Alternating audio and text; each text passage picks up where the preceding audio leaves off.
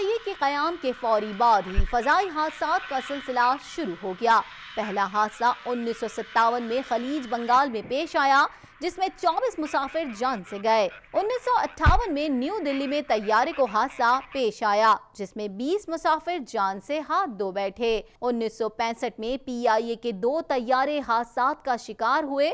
Lowari top پر طیارہ حادثے میں 22 مسافر جاں بحق ہوئے، جبکہ قاہرہ سے لندن کے لیے افتتاحی پرواز میں 20 مسافر لقمہ اجل بنے۔ 1970 میں اسلام آباد میں فوکر طیارہ گرنے سے 30 افراد زندگی سے محروم ہو گئے۔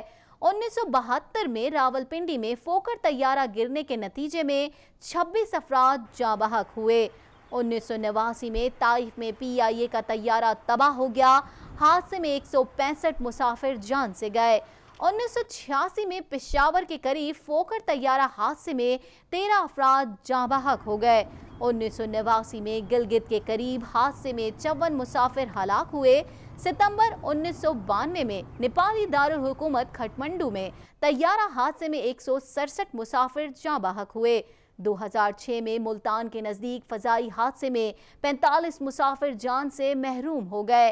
جولائی 2010 میں اسلام آباد میں ایئر بلو کی پرواز حادثے کا شکار ہوئی، جس میں 152 مسافر جان سے گئے۔ اپریل 2012 میں بھوجا ایئر لائن کا طیارہ اسلام آباد میں حادثے کا شکار ہوا، جس میں 130 مسافر جاں بحق ہوئے۔ دسمبر 2016 کو PIA کا ATR طیارہ، جس میں 42 مسافر سوار تھے، چترال سے اسلام آباد آ رہا تھا کہ گر کر تباہ ہو گیا، جس میں جنید جمشید بھی تھے۔ مئی 2020 میں طیارہ فنی لینڈنگ کا شکار ہوا، جس میں لینڈنگ سے پہلے ویل نہیں کھلے۔ طیارے میں 91 مسافر اور عملے کے 7 افراد سمیت 98 افراد سوار تھے۔ یہ طیارہ لاہور سے کراچی آ رہا تھا کہ گر کر تباہ ہو گیا۔ اس حوالے سے معروف تجزیہ کار ادیب صفی کا کہنا تھا کہ تو یہ واقعہ ہے، اس کی انویسٹیگیشن ہو رہی ہے۔ اس سے پہلے بھی جہازوں کے حادثات ہوتے رہے، لیکن جو چیز میں سمجھتا ہوں ضروری سمجھنے کی وہ یہ کہ قبل از وقت کسی چیز کا تعین نہیں کیا جا سکتا جب تک کہ رپورٹ نہ آ جائے۔